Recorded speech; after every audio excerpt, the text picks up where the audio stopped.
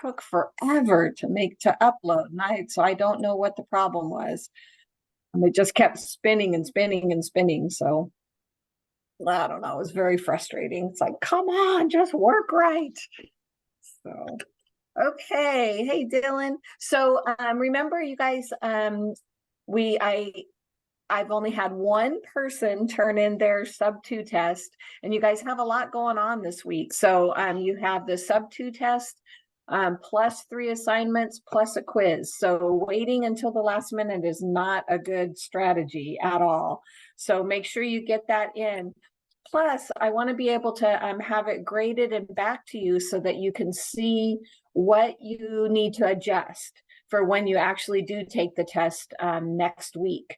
So our next test, today's the 26th. Yeah, so our next test is going to be in 1 week. So I want to make sure and get that back to you so that you can make your adjustments so that when you take the test on next Thursday, that you have all the information that you need, because the chapter 5 stuff is going to be on the official test too. So make sure you get that to me as soon as possible, and I will get it back to you as soon as possible so that you have time to make your adjustments. So, okay. So any questions from Monday? Anything that you want to go over? Let me share my screen here so we can see what we were working on. So remember, we're talking about several different techniques of factoring, and we didn't quite finish. We'll finish, and then we'll be able to get the other two. The next homework is just one layer added to the factoring technique, so it's not a whole lot. And then we'll get into the exponent rules. And most of you already know the exponent rules. Is just a matter of remembering them, so they won't take too long. So, okay, so the factoring techniques, we have greatest common factor. That can be integrated with any of the other techniques. So always look for that first. And then we have factoring by grouping. And the way that you know you're going to use factoring by grouping is when you have 4 terms. So that's kind of the tell, is when you have 4 terms, you know you're going to do factoring by grouping. And then you have a trinomial where the first term is 1, or the first coefficient is 1. And again, there's different techniques. So if you have a technique that you love and it works for you and it works every single time, that's the key. There, I have seen techniques that work, and then the next time you try it, it doesn't work. And so just make sure whichever technique you use, it works every single time. And then the third one, or the fourth one that we were working on, was what I call the AC method. And that is when the first coefficient is not a 1. So that's the one that requires the most work. And we showed 2 different techniques. One is where you turn the trinomial into a 4-term polynomial, which gives you factoring by grouping again. And then Franco showed the box method, and that one I'm not as familiar with, so we were kind of I was struggling with it, and then we finally got it. So let's go ahead and do together number 22. And I'm going to do it just one way, so that way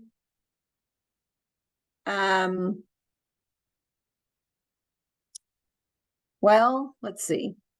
Okay, Franco, you do it the box way. I'll do it the other way, and then I'll write out Franco's ways so that you can see both ways. So let's do 22. So 5x squared minus 14x plus 8. So remember, in the top, the way I do it, in the top is a times c. So 5 times 8 is 40. And in the bottom is the middle term, okay, which is negative 14. So what are my factors of 40 that when I add, I get a negative 14? So you should be getting to the point now where you don't have to write all the factors down. I can see right away that factors of 40 are 4 and 10. When I add them, I want to get a negative 14. So a negative 10 times a negative 4 is positive 40, and a negative 10 plus a negative 4 is negative 14. So I'm going to rewrite this using my two factors. So you can see I went from a trinomial to a four-term polynomial, and now I can do my factoring by grouping. So in the first group, I have 5x is in common. So then what's left is x minus 2. And in the second group, I'm going to use this middle sign and bring it down. And in the second group, I have a common factor of 4, and then I have x minus 2. Now, remember, if I bring down this negative, that means I'm factoring out a negative 4. If I don't use this negative, it's going to make it x plus 2. So make sure that these two are the same. And if I use this middle term, that or this middle sign, it will always be the same. It just automatically creates it. So then I'm going to do factoring by grouping again. I have an x minus 2 in common, and what's left goes in the other set of parentheses. So it's x minus 2 and 5x minus 4. Okay, so that's the AC method. That's the way that I learned it. It's the way that's easiest to me, but Franco's gonna walk me through the box method. Okay.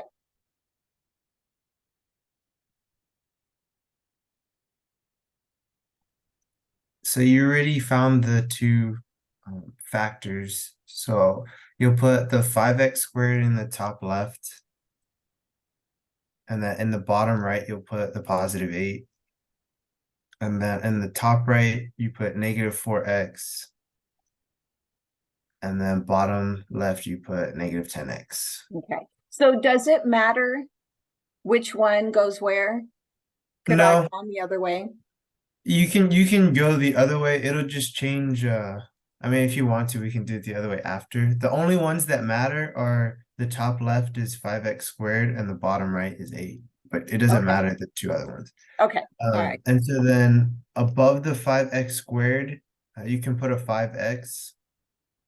And then next to the 5x squared, you can put an x. So there we have 5x times x gives us a 5x squared. Okay. And then next to the 5x on the top, you can put a negative 4, because that would be negative 4 times x gives you negative 4x. Okay. And then on the bottom, next to the 10x, the negative 10x, you can put a negative 2, because 5x times negative 2 gives you negative 10x. And so Okay. those would be your two The two factors. sets. Okay. So just to be clear, what we're doing is think of it like this just clicked. It just completely clicked for me. It's a multiplication table, right? Mm-hmm. 5x times x is 5x squared. Negative 4 times x is negative 4x. Negative 2 times 5x is negative 10x, and negative 2 times negative 4 is a positive 8. That's all it is. It's just like a multiplication table. I like it. I like it. I'm gonna have to remember that one. So probably the biggest key is finding these two. Mm-hmm. That's the only thing. And so that's where you could go back to this to be able to find those two. So they can kind of work hand in hand. So what the box method does is it allows you to go right to your two factors without having to turn it into a four-term polynomial. So like I said, just you figure out which way you like, and then you stick with it. And if you like, if you like the guess and check technique, stick with it. Don't change it for my benefit. Just stick with what you like. Okay? All right. So now we're going to finish up. We have what I call special factoring. Okay, so this little table here shows difference of squares, sum of squares, difference of cubes, and sum of cubes. The one that you're going to use the most is this one. Okay, so this one is what you're going to see the most. You see the cubes sometimes. And it's just a pattern. That's all it is just a pattern. Yes, Sophia, the box method should work every time. Every single time it should work. Okay, so when we're doing the difference of squares, what you want to look at is the first term and the second term. So this is one way to know is you have two terms and there's a minus sign in between. And both terms have to be perfect squares. That's how you know you're doing the difference of two squares. So difference is your minus sign. Two perfect squares have to be on either side. All right. The great thing about this is there's not a lot of thinking to it, because all you're doing is you're going to take the square root of the first term, square root of the second term, and then you repeat it. One's plus, one's minus, and you're done. And it doesn't matter which one is plus and which one is minus. You just put them in the same way. Okay, so there's no real thinking. Now, the reason why this works is because if I go back and check it, right, and I use FOIL, x times x is x squared. X times -5 is -5x. 5 times x is a positive 5x, and 5 times -5 is a -25. These two will always cancel. That's why you have to have one plus and one minus, because then I get back to the x squared minus 25. Okay, so it's a visual. You have to recognize it. That's the key. You have to recognize it. It's two perfect squares. Okay. Get this out of the way. Number 29 down here. Same thing. You look at it and you go, oh, okay. I have a perfect square with x squared and a perfect square with 49. Now, the other way that you know that you have a perfect square is if you have an even exponent. That's how you know. So if I had x to the 6th power minus 25, this is still a perfect square. Okay, I'm going to change that because I want to show you something else on it, because you're going to see it on your My Math Lab. If I had x to the 4th, 4 is an even integer, or I'm sorry, even exponent. So it is a perfect square. Okay, so the way I would do this one is the square root of x to the 4th is x squared. The square root of 25 is 5. I repeat it. One's plus, one's minus, and I'm done. Okay, so there's no guessing. Now, what you want to look at is make sure that you don't have another difference of two squares, which I don't here. But if I had x to the 4th minus 16, and I factored this one, again, square root the first one, square root the second, repeat it, one's plus, one's minus. This one is actually the difference of two squares again. So you have to look for that. Can I factor this again? Well, I can, and I can factor it as x plus 2, x minus 2. So this actually ends up being 3 terms. So always be prepared to factor again if you need to. This one, this x squared minus 5, I couldn't because 5 isn't a perfect square. But x squared minus 4 is the difference of two squares again. So always look to make sure that you can, if you can factor again. Okay, and the sum of squares is what's called prime. And you know how you have a prime number? Prime numbers are 2, 3, 5, 7. The only way to get 2, 3, 5, or 7 is multiplying it by itself, or by 1, itself by 1. So that's what's considered a prime. The only way to get x squared plus 4 or x squared plus 5 is multiplying that by 1. So it's a prime factor. In other words, it can't be factored. Okay. All right. So 29, again, just it's the difference of two perfect squares.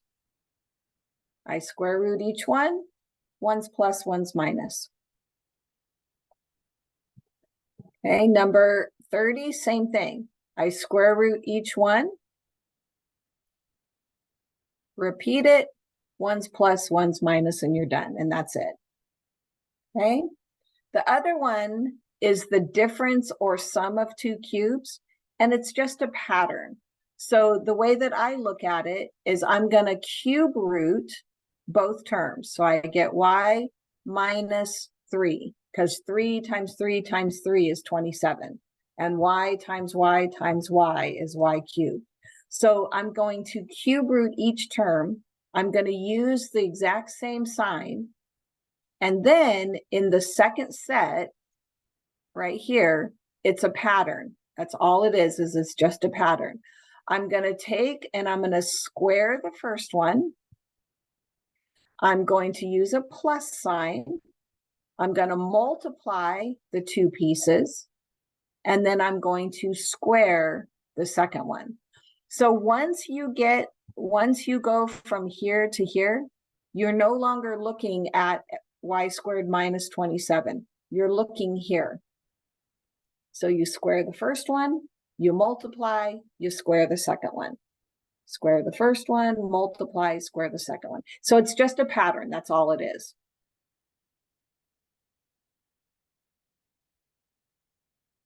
Okay.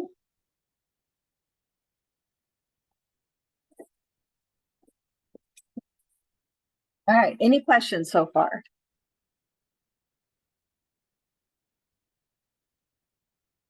No. Okay. Okay. So with this one, now this is the sum of two cubes. Okay. So 125 is 5, or 125x cubed is 5x, because 5 times 5 times 5. And I'm going to use that same symbol.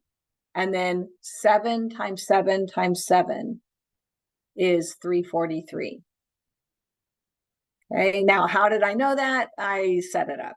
I set it up that way. So sometimes you might have to, go on your calculator and do, 4 times 4 times 4, 5 times 5 times 5, 6 times 6 times 6 to be able to find the perfect cube. But the key is look at your exponent. If your exponent is a 3, 6, 9, any of those factors or products of 3, multiples of 3, then you know it's a perfect cube. Okay, so we're going to do the exact same thing. We're going to square the first one. We're going to multiply the two and square the last one. And notice the signs. They're opposites. If you start with a negative, you end with a positive. If you start with a positive, the next one is a negative. So it's just a pattern is all.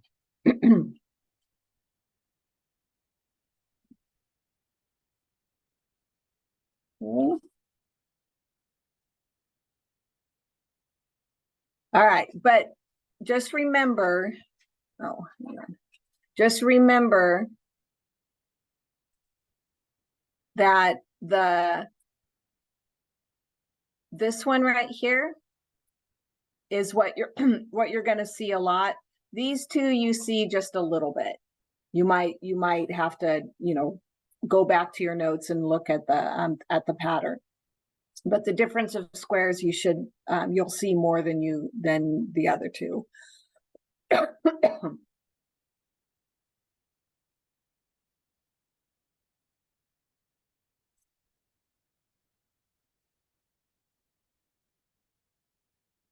Okay, and then 31, x squared plus 9.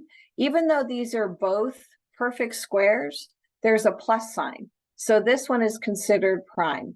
This one you can't factor.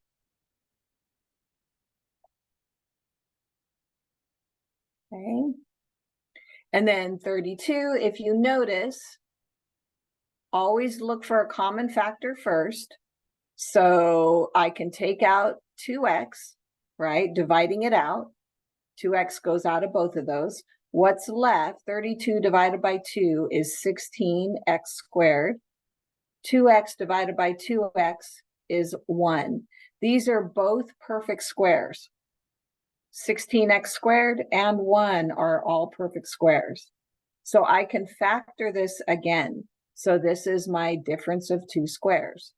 Square root both, repeat it, one's plus, one's minus. So this is my answer. So there's 3 terms to it.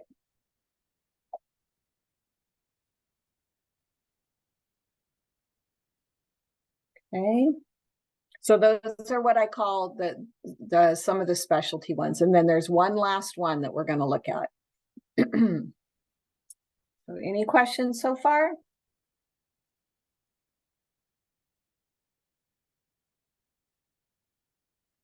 Okay. And I think there were several of you that's already done the factoring and you got 100%. So I'm trusting that you are completely understanding it, and this is just review.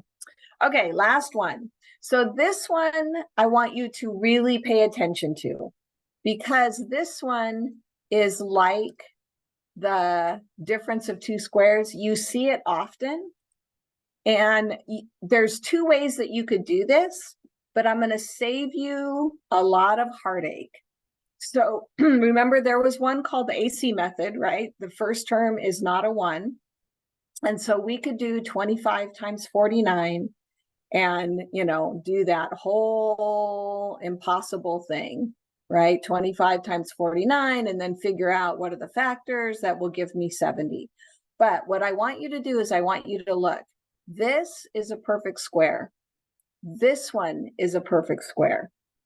Okay, so the minute you see a trinomial and you see that the first term and the last term are perfect squares, I want you to factor immediately. So the square root of 25x squared is 5x. The square root of 49 is 7. Use this term, this sign, and square it. And you're done. Now, how do you know it's a perfect square trinomial? Because when I multiply 5x times 7, I get 35x. If I multiply this by 2, I get that middle term. This tells me I have a perfect square trinomial. Where does the times 2 come from? Well, if I do 5x plus 7 times 5x plus 7, I get 25x squared plus 35x plus 35x plus 49. There is my 2 35x's. That's where the 70x comes from. Okay, so this one, it really is, it's just like the difference of 2 squares. If you can recognize it right away, you're good to go. You don't have to do the AC method. The AC method will work.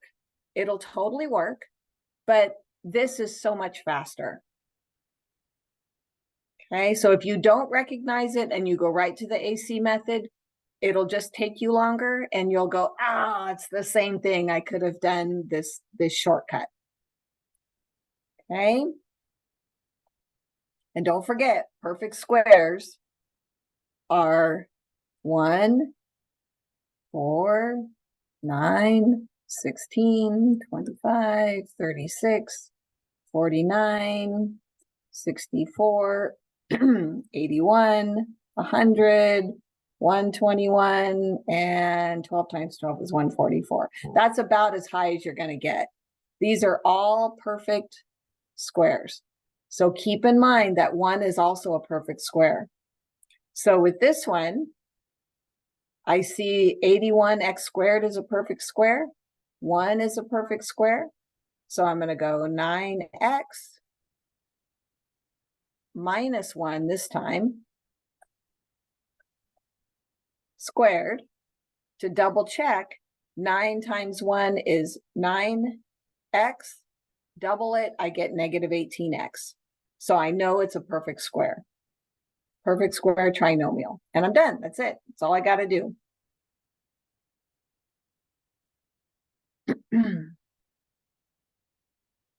Okay, last one.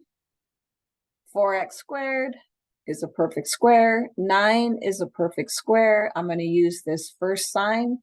Double check. 2x times 3 is 6x. Doubled is 12x. I know I have a perfect square trinomial. Okay. All right. Try number 1 and give me your answer in the chat. Should go fast.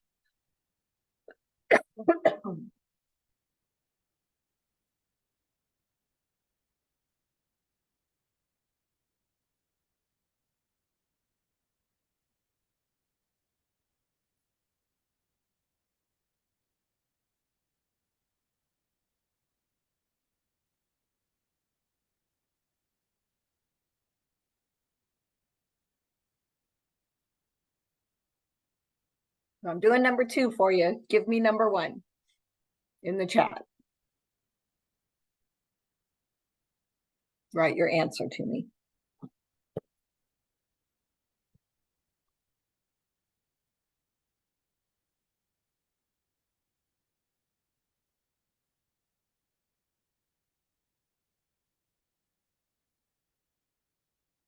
Good, Santiago. Yay, thank you.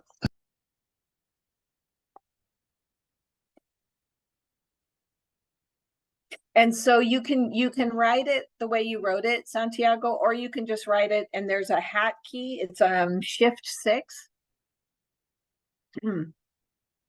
Oh, to square it? And that's your or whatever? exponent key. Yeah, just in Okay. case you ever need to write that down. Got it. Good, Ava. So Dylan, do you see Ava's answer? The difference? You guys can see the chat, right? There it is. Okay.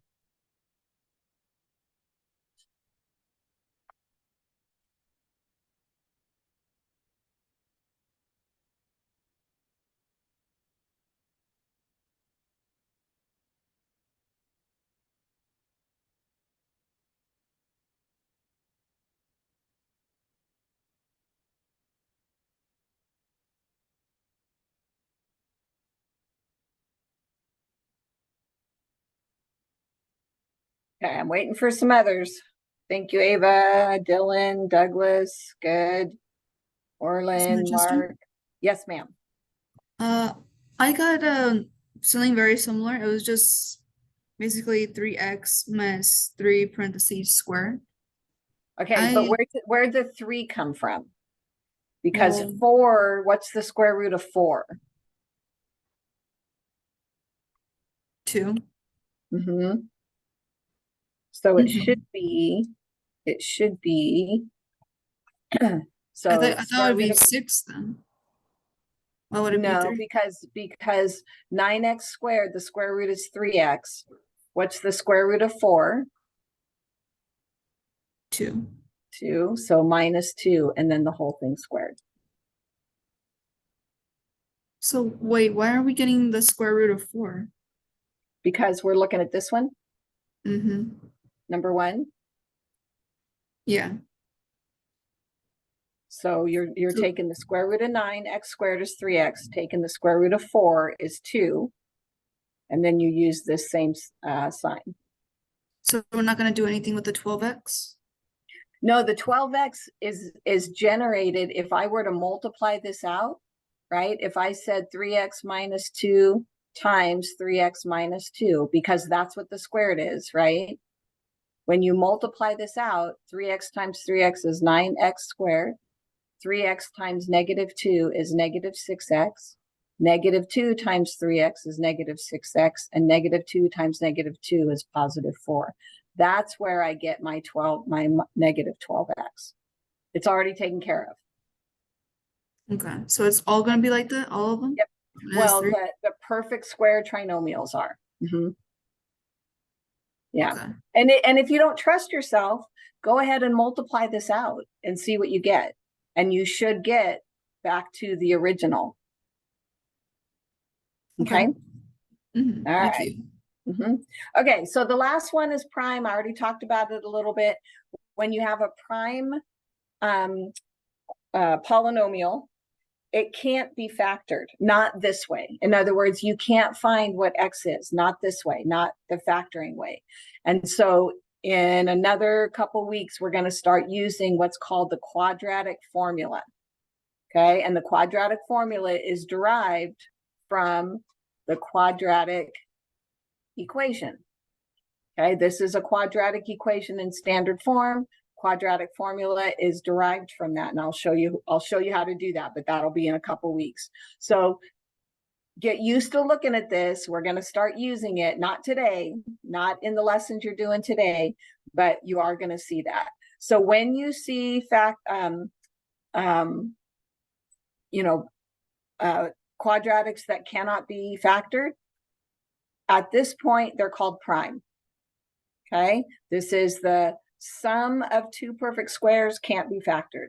This is a trinomial. So if you're going to check, right, the 5 goes in the top, the 3 goes in the bottom. What are factors of 5?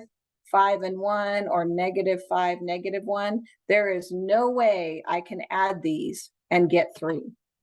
So you check it. 5 times 1 is 5, but when I add 5 and 1, I get 6. Doesn't equal 3. So the minute you see that you can't add to get that middle term, then you know it's a prime value. Okay. All right. So those are all the techniques. And I did put the Monday or Tuesday's video Zoom class in the module, and I'll put this one in too. So in case you need to go back and revisit that, you can kind of fast forward the ones you know and just get to the ones that you need help with. But homework 11 is being able to solve using factoring. So the good news is this is super easy. You've done all the hard work. Now we're just going to take it one more step. We're going to factor and take it one more step. And what you're doing is you are finding where the parabola crosses the x-axis. That's what you're finding when you're factoring. So if I take this x squared minus 4x and I factor it, I go, okay, there's an x involved. So both of these have a common x, and I solve it. When I set it to 0, okay, so this is the key. When you're solving, it's going to be set to 0. That tells you that's your indicator of, oh, I have to actually find out what the x equals. All right, there's something called the zero factor theorem. And theorems are proven rules in math. Okay, so the zero factor theorem. All it says is if I have 2 things or 3 things that I'm multiplying together and they equal 0, that means either the first term has to equal 0 or the second term has to equal 0, or they both have to equal 0. So this is how you solve. You take your factors, you set them all to 0, and then you solve it. So this one is x equals 0. This one, I'm going to add 4 to both sides, and I get x equals 4. If you notice, this is at x is 4. This one is at x is 0. And that is where your parabola, the graph, crosses the x-axis. Okay, so it's not a big jump to go from factoring to solving for x. So here we go. We have x minus 5. This is already factored for you, right? So x minus 5 equals 0. And notice there's an equal sign. X plus 2 equals 0.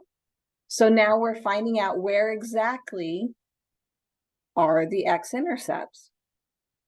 So x equals 5. So this is just your basic algebra solving for x. So I have a point at 1, 2, 3, 4, 5. There's a point here, and there's a point here.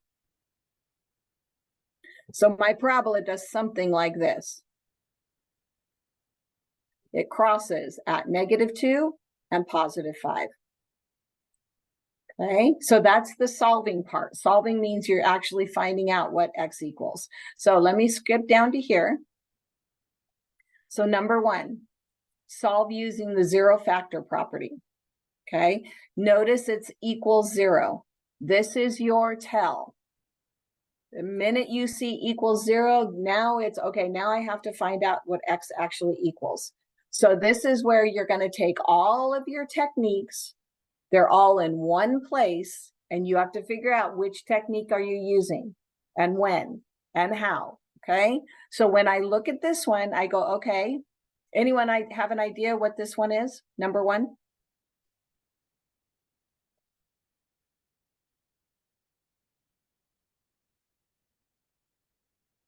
Which technique am I going to use? The perfect square. Okay, so difference of two perfect squares. So here's a perfect square, here's a perfect square. So square root the first, square root the second, repeat it. One's plus, one's minus, and it equals 0. All right, now I'm going to take each term and set it to equal 0. And then I'm going to solve. So I have your basic two-step equation. Subtract 4. I'm gonna run out of room. So my x equals a negative 4/3. And then I'm going to do the same thing for the other one.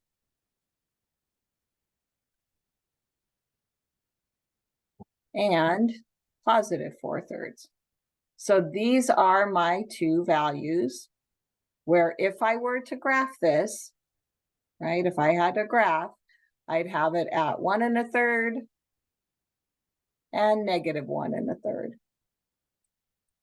So it would look something like this. And we're going to get there. We are going to get there where you have to graph these.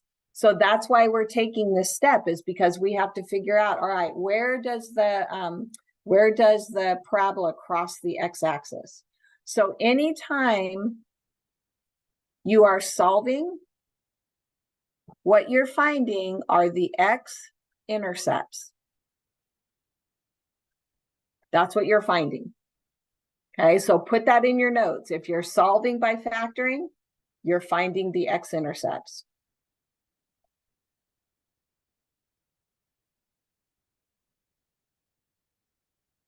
Okay, now remember it says 0 factor property, which means you have to have it equal to 0.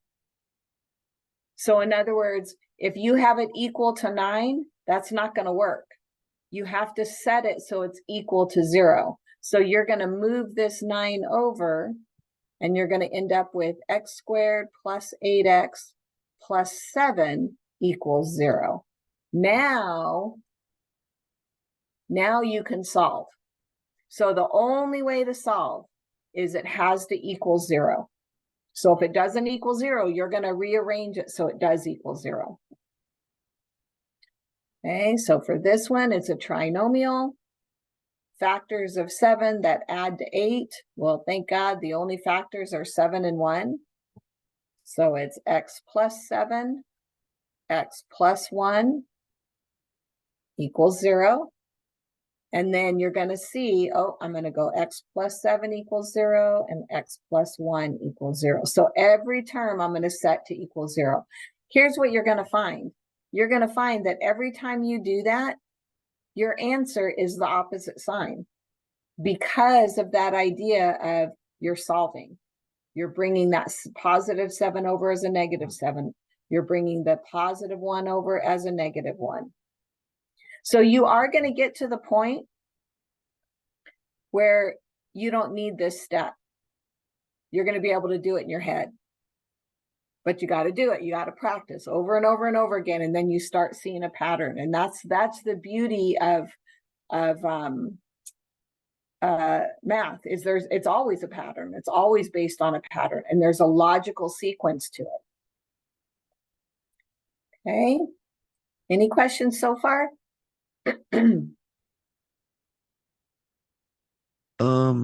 Just to like make sure real quick for like number 1, could you also do like for the factors, like just put x negative 4 over 3 for each one, or no? Or would you So rather as just have the your 3x plus 4? answer, Yeah. so as long as one's negative and one's positive. Okay. Yeah. Got it. Yeah. And with difference of two squares, that will always happen, where you'll have one negative and one positive. Okay. Okay. All right. So let's do number 7. So number 7, you can see, oh, not set to 0. So I'm going to bring that 5x over as a negative 5x. So remember, everything has to be set to 0. If it's not set to 0, you can't solve it.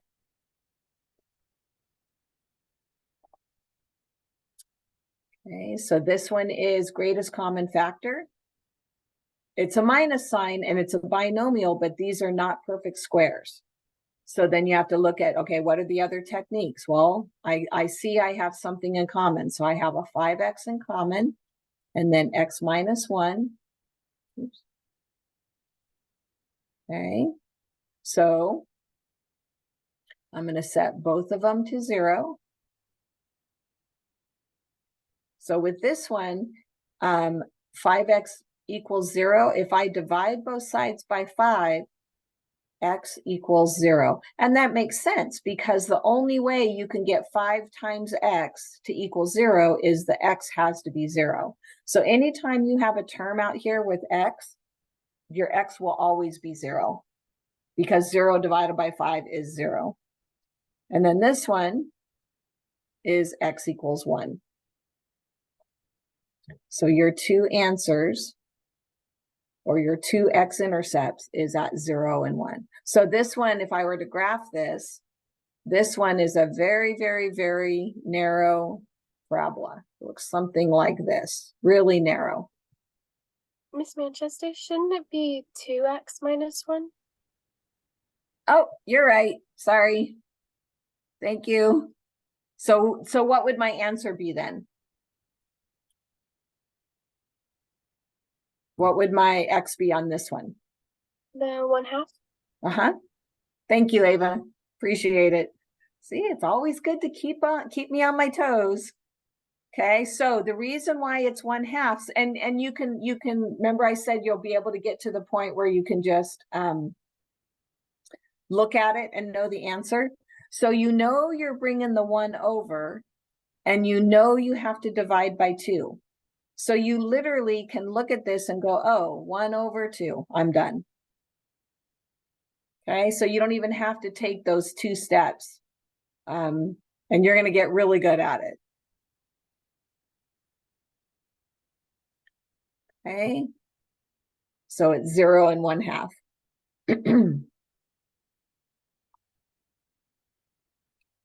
Okay, we'll do a couple more. Let's try number 10. So what can I factor out first?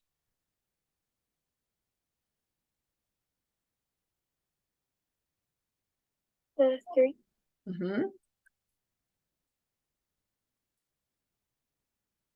Okay, am I done?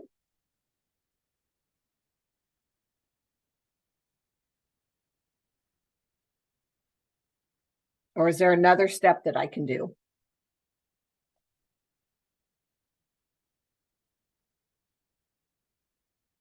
Does anybody see it? The perfect square. Good. So it's the difference of 2 squares. Yeah.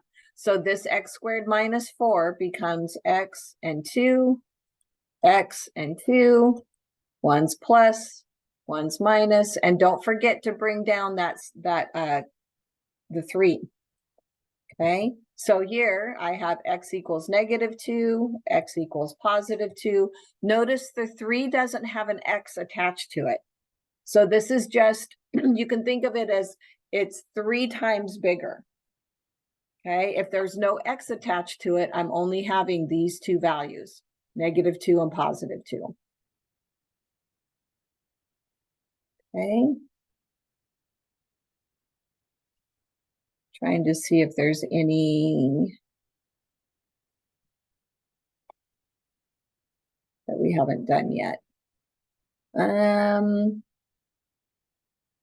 How about 18?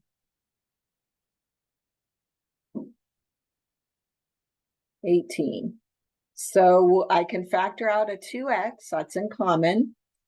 And what's left is 15x squared minus x minus 2 equals 0.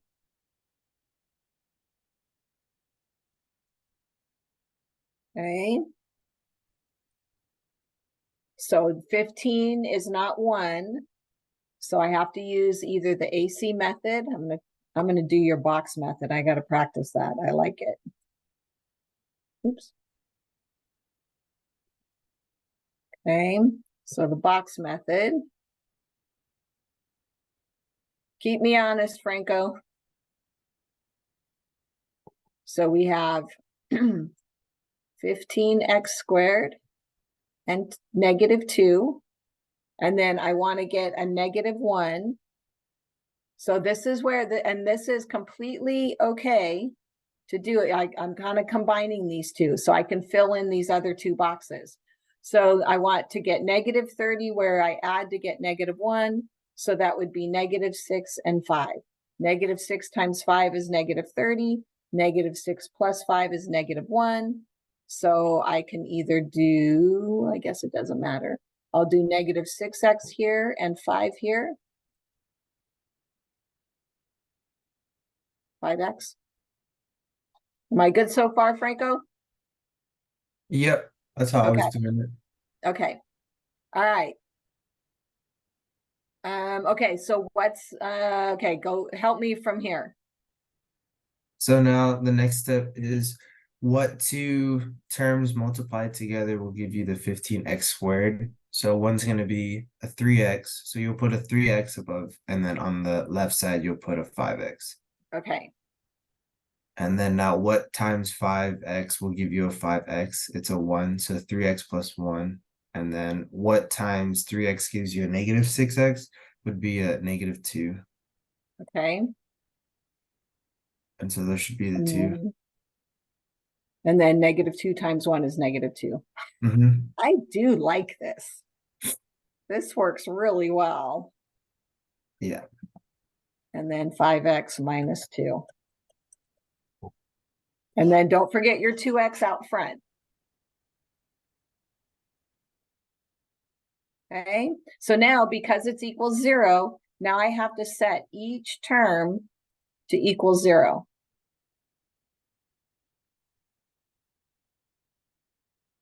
Okay, so I have x equals 0. I have x equals negative 1/3. And I have x equals a positive 2/5. What's the next here? And the way I did these without, and you can see I'm not taking the steps. You can take the steps if you want. So if you had 3x plus 1 equals 0, you can subtract 1 and then divide by 3. But you can see every time I do this, I'm going to bring my 1 over as a negative 1 and divide by 3. I'm going to bring my 2 over as a positive 2 and then divide by 5. So while you're learning it, go ahead and take the two-step equation solving. Then once you got it, then it's just a matter of switch the sign and divide by the number next to the x. Okay. All right. What I'm going to do, what I'm going to do is I'm going to put you in breakout rooms. And in each breakout room, I'm going to send you a quadratic through the chat. Okay, so you'll see I'm going to broadcast a message to you, and you're going to do the one that I send you. Okay. So let me open my breakout rooms, and we'll do just 2 of these. And then I will send you as soon as you get into the rooms, I'll send you the one that I'm going to have you do. Okay.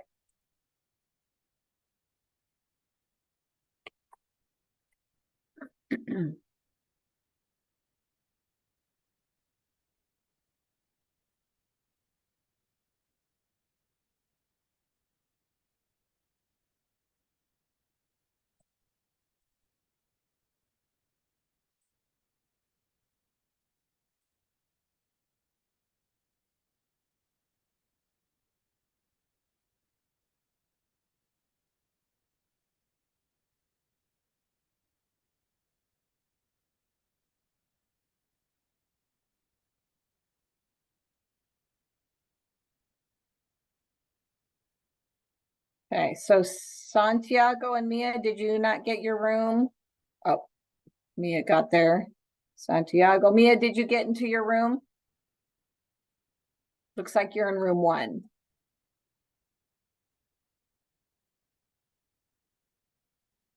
There we go.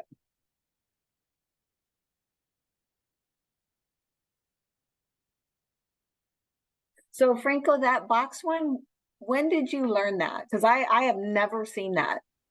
I learned that when I started working under Steven Gonzalez. Okay. That was one of the main ones that he loved. And he never really liked the AC method. So whenever he got to that, he was always like, just do guess and check. And for me, I was like, that's hard for students who like they're not intuitive to that. Yep. And so I Yep. started using the AC method and the box method together to make it a little bit easier. Because sometimes when you do the AC method and you get to the 4-term polynomial, they'd have a hard time figuring out what to group. And so Yep. when you mix it with the box, it makes that part just so much easier. Yeah. Yeah. So on the one that we just did, how did you know to do the 5x and the 3x? Like, does it matter which, like, could you have done 3x at the top? Let me, where was it? Yeah. So like right here. Mm-hmm. You kind of knew because if you were to have done 5x on the top, nothing would have gone with the 6. And so you would Gotcha. have had to have Okay. known to put it on the left because you're gonna Okay. look at the ones in the box to see what would have to come out. Okay. So you're looking to see what's in common between the 15x and the -6. Mm-hmm. Yes. Okay. Okay. I was only looking at the 15x squared. Yeah, Gotcha. I mean, Okay. when you look to figure out what are the x's, you will look at, oh, well, what two things multiplied together will give you the 15. And so that's how we knew it was the 5 and 3. But then when you Okay. look at which place to put it, yeah, you have to look at the other ones You in have to the look at the column. other ones. Okay. Okay. I've never seen that before. I really like it. Because I learned it the AC method, but that was always when they go from a trinomial to a 4-term. That just threw them for a loop. Yeah. So yeah. It was really hard when I was trying to teach them because he didn't really like teaching them the AC method at all. So when I was teaching them that, that was the hardest part was going from that 4 like the 3 to the 4. And I was like, Yeah. you're basically just splitting up that middle term, but it's so much like harder to explain than just to show. So the box Yeah. method really helped out. Yeah. I really like that. Okay. Now I got to remember how to do it every time. You get so entrenched in one way that, yeah. Yeah, it's good. I'll go check on room 3 real quick. Okay.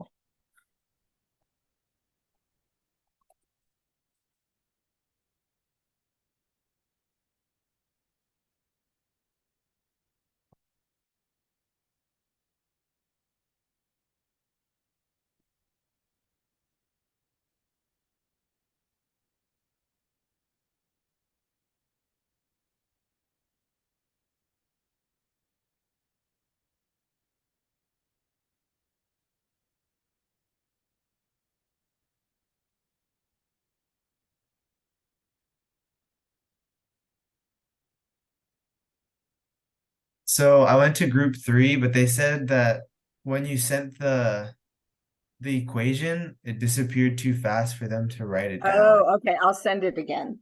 Okay.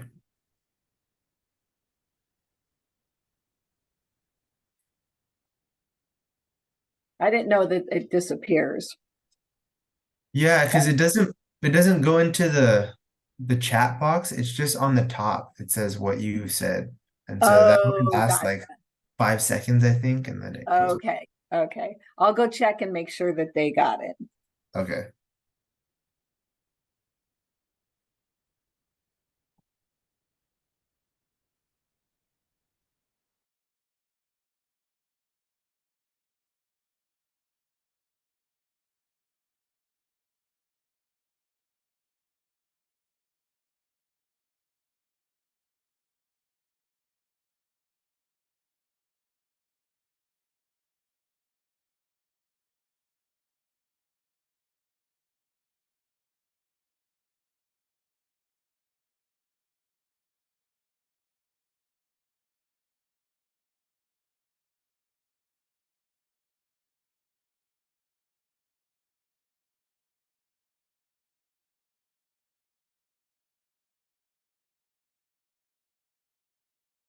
Never mind. I think it's just us.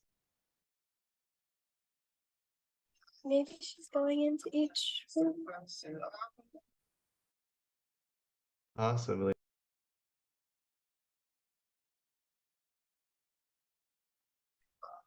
Franco, do you know what the equation is? It showed Uh, that she said it for like half a second. Yeah, I came back out here and then she sent it again, but it was still really fast, so I didn't kind of commit it to memory. And I don't know if you guys got it when she sent it the second time because she sent it from the main group, and I don't know if that goes to the breakout groups. So I don't know if you guys got it. No, I don't think we got it. I didn't see anything. I like saw it pop up, but I think because it was to the main group, it just disappeared. And so we decided to go back to the main group, but she's not here. Yeah, that's fine. I'll see if I can call her over here or something.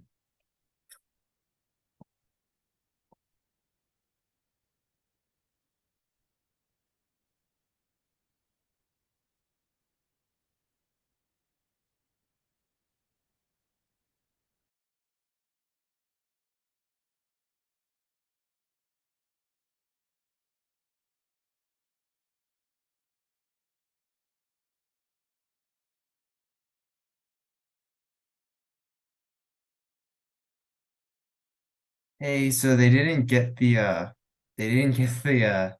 equation either. They said it went really fast again. I don't know if and then the second time you sent it, I don't know if it went to the breakout groups. Okay, I'm gonna go into each room and put it in their chat so they have it. Okay. Okay.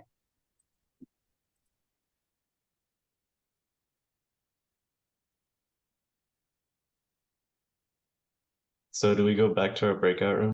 Yeah, I would say just go back to the breakout room and then she'll put it in the chat for you guys. Okay.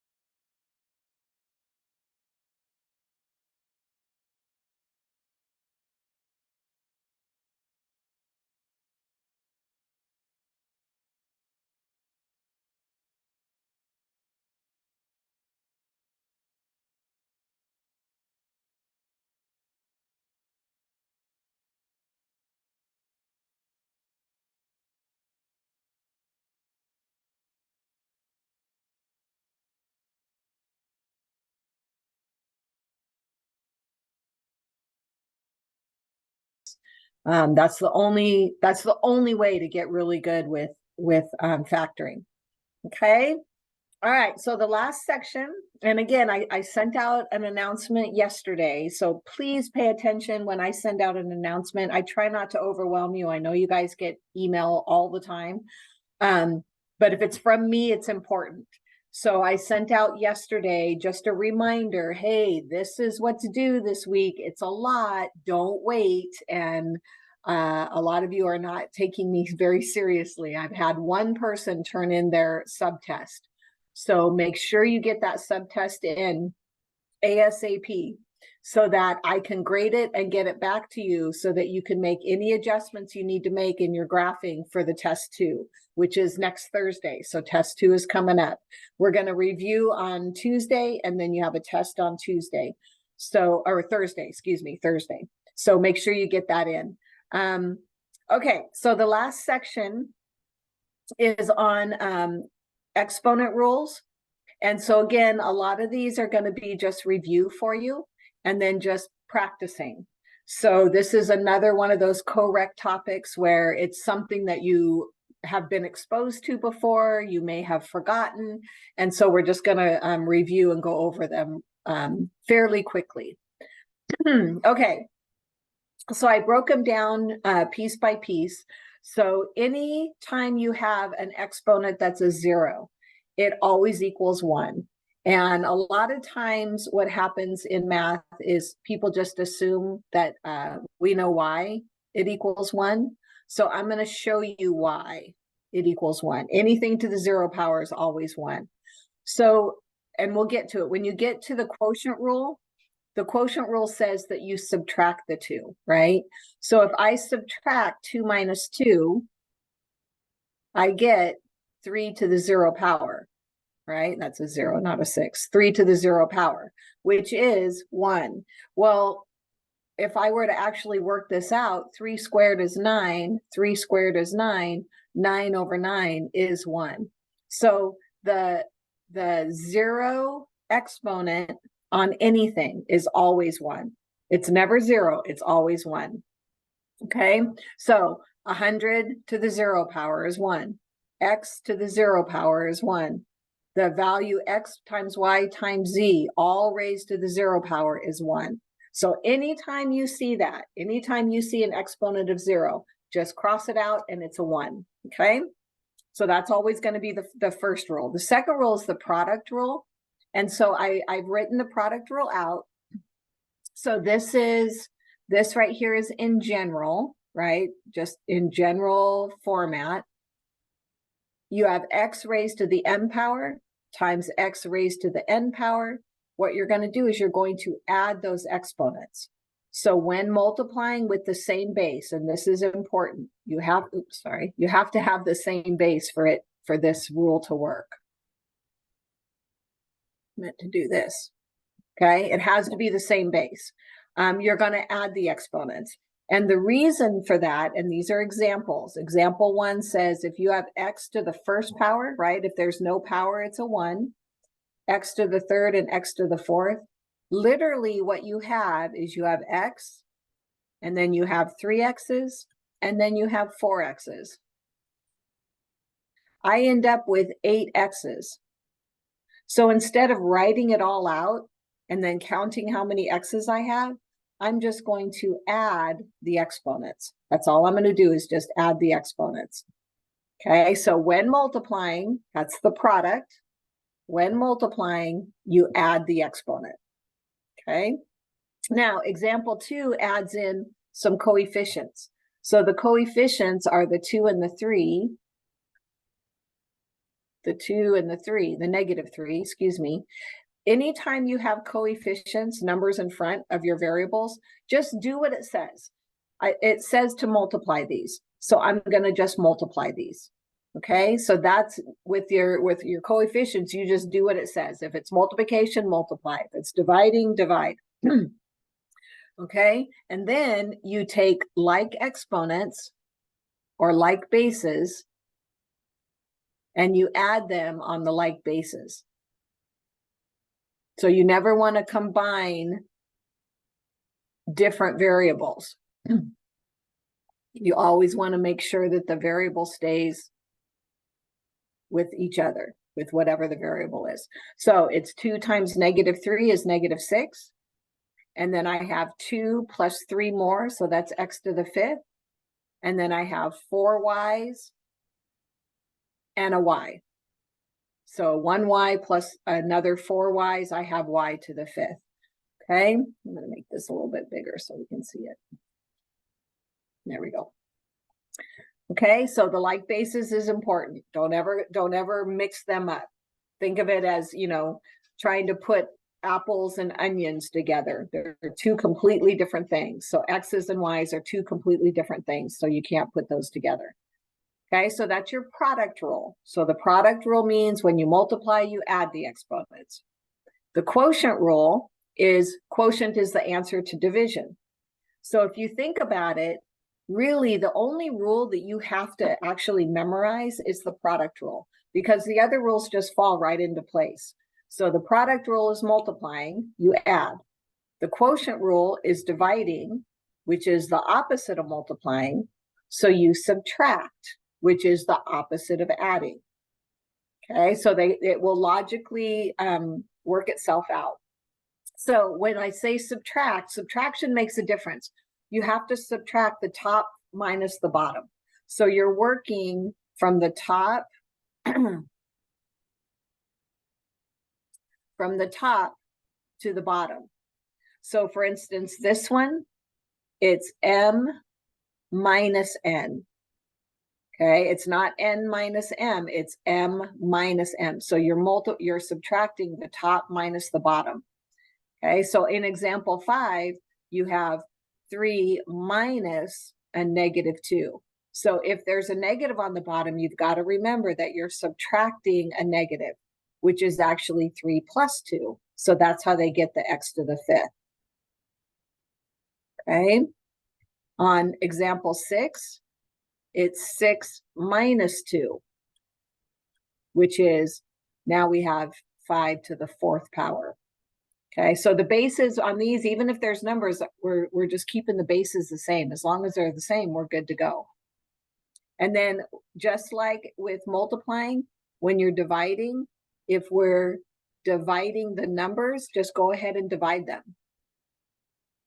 So you get -4. So 36 divided by -9 is -4. And then you work from the top minus the bottom. So 3 minus 1 is 2. 5 minus 4 is, remember, there's a 1 there. If there's nothing there, it's a 1. Okay, so multiplying, you add. Dividing, you subtract. Okay, multiplying, you add. Dividing, you subtract. And they're just direct opposites. Okay, any questions on either of those? No. Yes, I do. For example 7, Mhm. like the solution -4 m squared n 1. Mhm. So I guess you would just subtract 1 minus 4, and that would be 3. Why would we have 1? No, because you have m to the 3rd. So here, I'll do it this way. M to the 3rd over m to the 1st. So you're subtracting top minus the bottom. So 3 minus 1. That's where the 2 came from. Oh. Where this comes from. And then for the n, it's n to the 5th divided by n to the 4th, which is 5 minus 4. And that's where the 1 comes from. Okay. Thank Okay, you. so it's always subtract the top minus the bottom. Okay, and thank you for speaking up, Sophia. Never be afraid to speak up and go, no, I do have a question. Okay, all right, so. Yeah, sorry for that, I guess. Oh, no, I'm always glad to hear from you. So I just want to make sure that everybody gets covered. Okay, so product rule, you add. Quotient rule, you subtract. And then the 3rd one, or the 4th one, is called the power rule. So when we're talking about the power rule, remember an exponent, another term for exponent is the power. So don't get confused on that. They mean the same thing. All right, the power rule means if you have, let me give you an example. If you had x to the third power and you were squaring it, okay, so I have x to the third and then I'm squaring that. What you're actually doing is you are taking x to the third and you're multiplying it by itself twice, right? That's what this exponent is saying. Use whatever's inside twice. Well, this takes us back to the product rule because we are literally multiplying. So the product rule says we add our exponents, so we get x to the sixth. Now, you can do it this way. There's nothing wrong with doing it this way.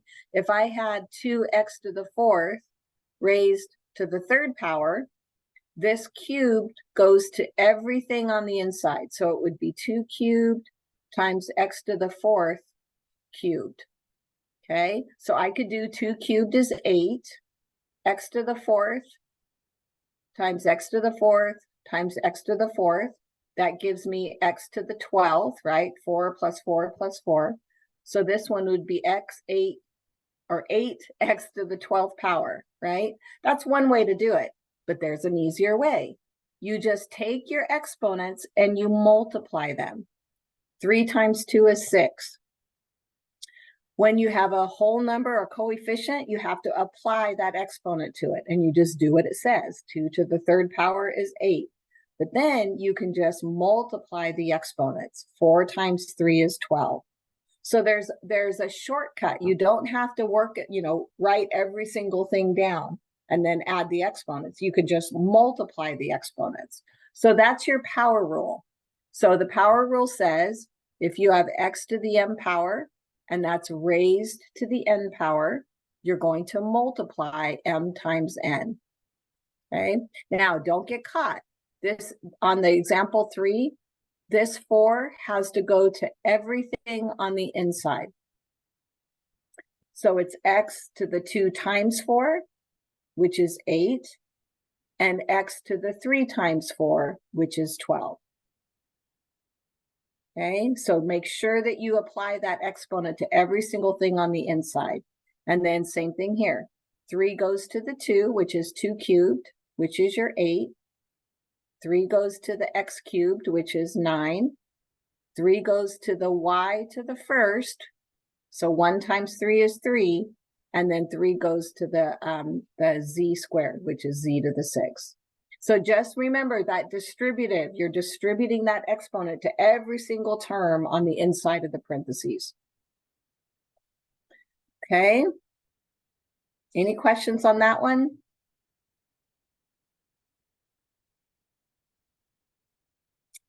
Okay, and then the last one is called the negative power rule. So anytime you have a negative exponent, oh, Santiago, I see a down thumb. What's that mean? No, I was using that to mean no. I didn't want to Oh, say no again. oh, gotcha. I thought you were going, no, I don't like this. Gotcha. Okay, so the negative power rule means flip it over. All right, it has nothing to do with negative or positive numbers. The negative exponent indicates what's called a reciprocal. You flip it over.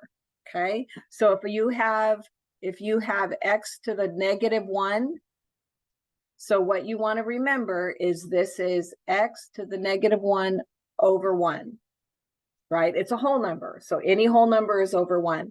So this negative exponent says flip it over. So it's 1 over x to the first. Notice the negative goes away. The minute you flip it over, the negative goes away. Okay. For this one, 3 to the negative squared. What that literally means is flip this thing over because it's 3. Oh man. Can't switch it fast enough. So it's 3 to the negative 2. And remember, this is 3 over 1. So when I flip it over, it becomes 1 over 3 squared. That negative goes away. Notice it doesn't make it negative. It just says flip it over. And so that's how I get 1 over 9. Okay. So So what I like to see it as is top to bottom, right? Numerator, denominator. So on this last one, this last example, so we're combining now, right? We can combine all of these rules. So that's where it gets a little bit confusing, because you have to remember each rule as you go. So with this one, we're combining the power rule with the negative exponent. So the power rule says we're going to take this negative exponent and we're going to apply it to each one. So 2 times negative 2 is negative 4. So it's x to the negative 4. And then negative 2 times 3 is negative 6. So y to the negative 6. And then negative 2 times negative 1 is a positive 2. So z squared. Okay. Now in my math lab, it says write your answers with positive exponents. Okay. So the way I look at this right here is all of this is in the numerator, in the top. All right. If I want to change these to positive exponents, I've got to take any negative and push it to the bottom. Then it changes the sign. And what I've literally done is switched it over. I just flipped it over. It was in the top. Now it's in the bottom. Just like here. The x to the negative 1 was in the top. Now it's in the bottom. The 3 to the negative 2 was in the top. Now it's in the bottom. So if you think of it in terms of numerator, denominator, every time I move it from numerator to denominator or denominator to numerator, it changes the sign of the exponent. Okay, so this becomes z squared stays on top because I don't want to change the sign. I like it positive. X to the 4th goes to the bottom and y to the 6th goes to the bottom. The negatives go away. Okay, so the negative exponent just switches position. That's all it does, is it switches position. Okay. Any questions on that one? No. Okay. All right. So here we go. So now we're going to do it one rule at a time, and then we're going to put it all together. Okay. So product rule first. Product rule says I take my exponent, and if there's no exponent there, make sure you know it's a 1 there. A to the first power is A. And I take my exponents and I add them. So I have the base is A, 1 plus 2 is 3, plus 3 more is A to the 6th. And all I'm doing is I'm just adding my exponents. On number 2, I have coefficients, so I'm just going to do what it says. It says multiply those. So 2 times 4 is 8. Then I'm going to take my like bases. A squared, A to the first is A cubed. B to the first, B squared is B cubed. And I'm done. Okay. All right, I'm going to start asking names. Orlin, what would you get for 3?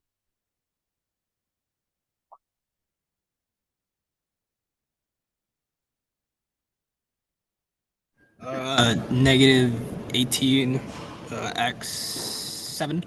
Perfect. Good. Anyone have a problem with that one? He's good, right? 6 times negative 3 is negative 18, and then 2 plus 7, 2 plus 5 is 7. Very good. Okay. All right, now the quotient rule. So the quotient rule says we subtract our exponents. Okay, thank you, Franco. Have a good weekend. You too. Bye. Okay, bye-bye. So we subtract our exponents, right? So again, this is a 1. So don't forget that, it's a 1. So 3 minus 1 is 2. And we're subtracting top to bottom. Okay. And then this next one, 12. And I know they're out of order. Don't judge me. They're out of order. I copied and pasted. So 18 divided by negative 3. So again, with the coefficients, just do what it says. 18 divided by -3 is a -6. I subtract 3 minus 2 is just 1. So it's -6c.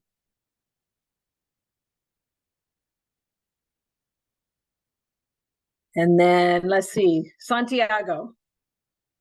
You have a good radio Yes. voice. What about 13? What'd you get?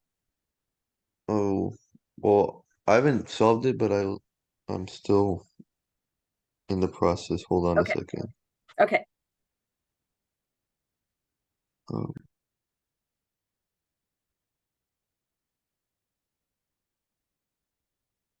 uh, 3a squared and b to the power of 3, I think. Okay. So Wait, no, no, a no, squared. wait. Negative. There you Yeah. go. Very good. Nice catch. Good. Okay. So 9 divided by -3 is -3. Yeah. That's why I 3 almost messed up. minus 1 is 2, and 5 minus 2 is 3. It's easy. Those negatives will catch you every time. I mean, you guys Yeah. have seen it. You've seen me get caught with those negatives. Okay, next one, power rule. So again, we're applying this to every single term inside. So 2 squared is 4. Do what it says. X to the 2 times 2 is 4. And X to the 2 times, or I'm sorry, Y to the 3 times 2 is 6.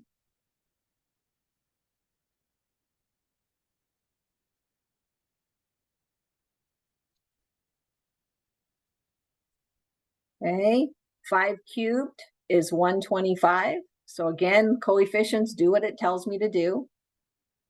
X to the 6, because it's 3 times 2. And Y to the 12th, because it's 4 times 3. So this is your power rule.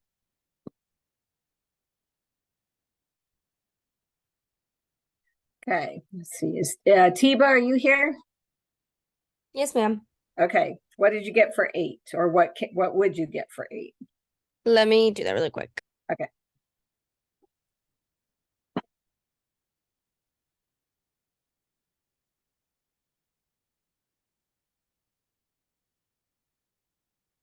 It would be, hold on. 216 x to the 12th and then y to the 18th. Perfect. Good. Excellent. Okay, so there's your power rule. And then of course, I didn't give myself enough room here. So exponent or negative exponent, this becomes 1 over x squared. The negative goes away because it was in the top. I pushed it to the bottom. This becomes 1 over 5 cubed. And this, because it's a number, I can go ahead and write it 1 over 125.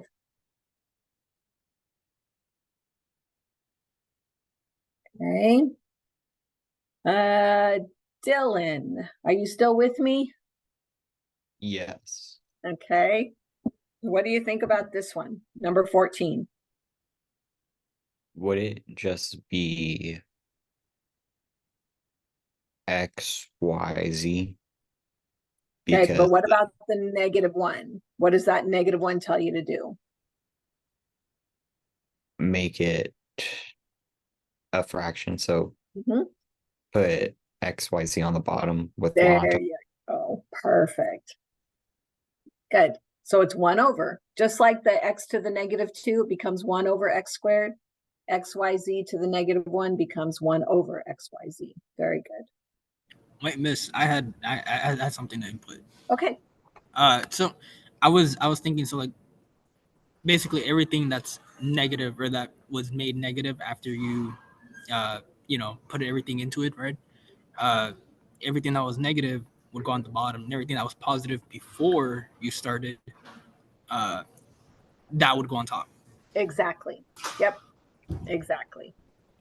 Yeah.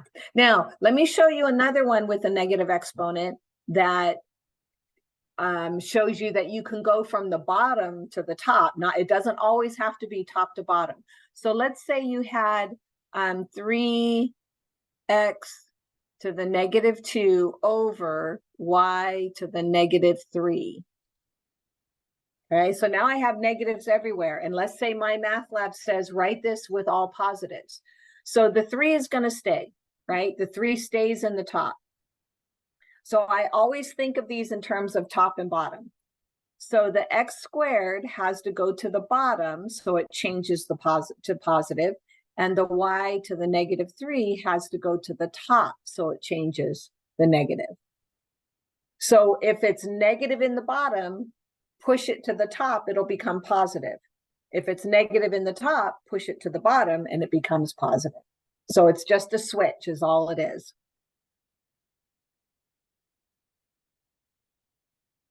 Okay. Any other questions on those? Because we're going to put it all together now. No, I'm okay. Okay. All right. So 21. Don't make me call names. Someone give me an answer to this one. For the first one, 21. Mm-hmm. I know when you said 8. 0, I think it would just be 1. So yeah, 8. Yep. Because what this means is 8 times 1, right? X to the 0 power is 1. So 8 times 1 is just 8. Very good. What? Okay, now I wanted to throw in 22 and 23 because this is a very, very common error. Okay, between these two. You can see all the numbers are the same, the negatives are the same. The only difference is 23 has parentheses.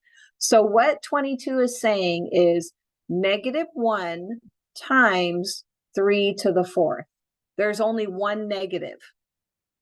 Okay, 23 is saying take -3 and multiply it by itself 4 times.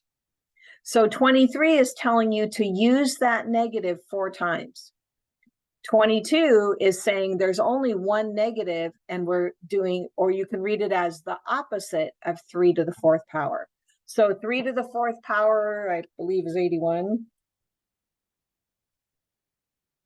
Yeah, 81. So 22 is a negative 81. 23 is a positive 81 because there's an even number of negatives that were being used. So if it's even negatives, this equals a positive. If it's an odd negative, this equals a negative. And it's odd because 1 is an odd number. There's only one negative on number 22. There's 4 negatives on 23. And these two are very, very common errors that people make all the time. So if there's no, and this is why sometimes when you're using your calculator, it gives you the wrong sign because you're not using your parentheses. So make sure if you have a negative that you put parentheses around it. Okay, all right, just a couple more and then we will be done. All right, so now we're going to put it all together. Okay, so we have multiplication. So think of it like order of operation. We're going to do everything and clean up everything on the top, and then we're going to clean up everything on the bottom, and then we're going to work top to bottom. So when I clean everything up on the top, okay, I have like bases here. So this becomes x to the 5th y. And I have xy all raised to the 0 power, which is 1. So this just becomes x to the 5th y. That's my answer. Right? So as soon as this all goes to 1, there's nothing else I can do. All I could do was the multiplication on top. Okay, number 25. 3 over 9 can be reduced. Right? 3 over 9 can be reduced to 1 over 3. And then I'm going to subtract top to bottom. So it's -2 minus a -5. So be really careful when you have a negative on the bottom, which is the same as -2 plus 5.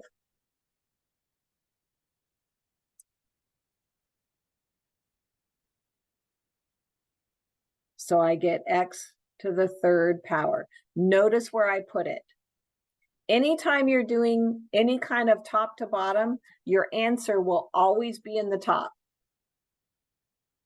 And then if you have to adjust from there, you can adjust from there. If that ended up being a -3, I would have adjusted and pushed it to the bottom. But every time you subtract top to bottom, your answer is in the top. And then you can adjust from there. So I can write this as x cubed over 3. That's another way to write it. I can write it 1/3 x cubed, or I can write it x cubed over 3, or I can write it 1/3 x cubed. Any of these are correct.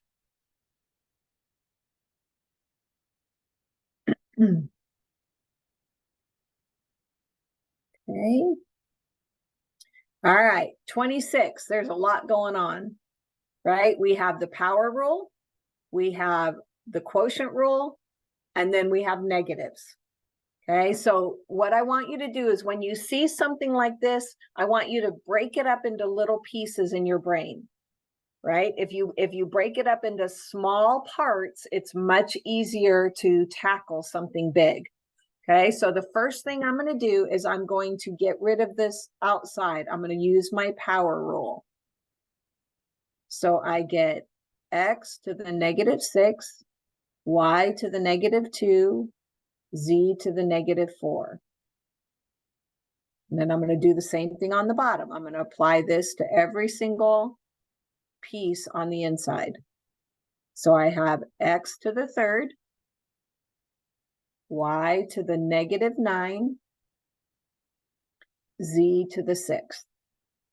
So literally what I'm doing, every time I use a rule, I'm breaking my my expression down into smaller and smaller and smaller parts. I'm simplifying it, simplifying it, simplifying it. Okay, so everyone good with this step? This first step, just applying the power rule?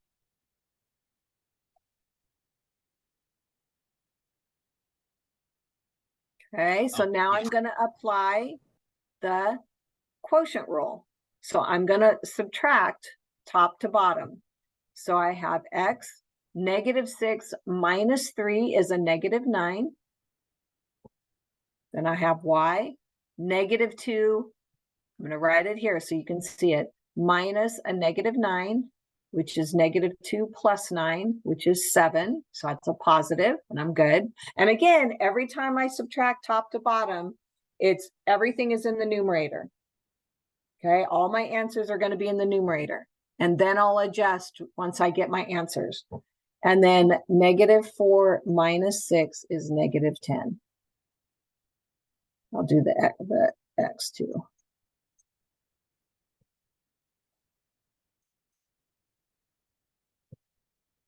Okay, so everything's in the numerator. Now I can adjust. My last step is making them all positive exponents. So y to the 7th stays on top. X to the 9th, z to the 10th goes to the bottom, and the negative goes away.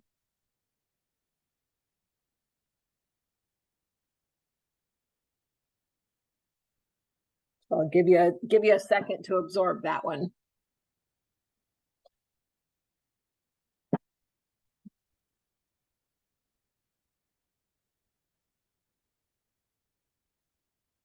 Any questions, any comments? Why did the y stay by itself on top? Because it's y to the 7th power, which is a positive. The negatives just went below. And the negatives get pushed to the bottom, yeah. Okay, that makes sense. Okay. Yeah, and that's why I say when you're subtracting top to bottom, right? Your answer is all numerator. It's all in the top. And then once you get your answer, then you can adjust where you need to go. If it's positive, it stays in the top. If it's negative, it gets pushed to the bottom. And then the sign goes away. And even if they're negative exponents, they change into positive ones, like the 9 and the 10 at the bottom? Yes, because the negative exponent tells you to flip it over. Gotcha.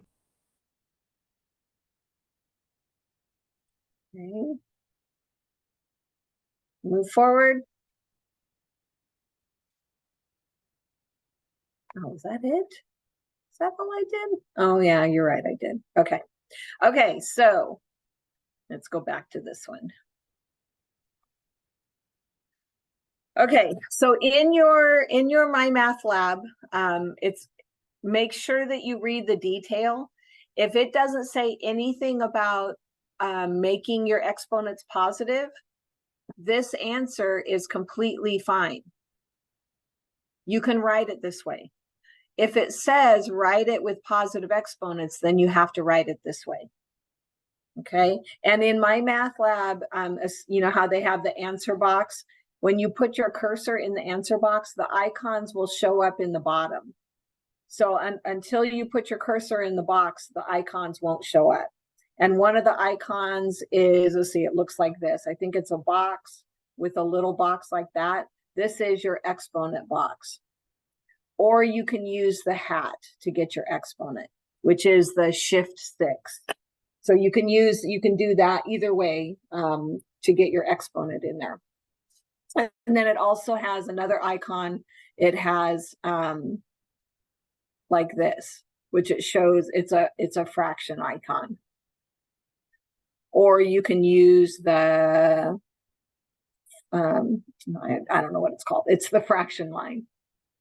Forward, is that forward slash? I don't know. I think it's the forward slash. So I think so. yeah. Okay. All right. That's it. Those are all the rules. Exponent rules. That one will go fairly fast as far as you know, getting through your homework. It's the factoring and the solving factoring that are going to trip you up. But please, please, please get your sub test 2 done ASAP, and then jump in your homework. Don't wait till Monday. That would be a disaster if you wait till Monday. Okay, have a good weekend, you guys. Be safe, and I will see you on Tuesday. Thank you. You too.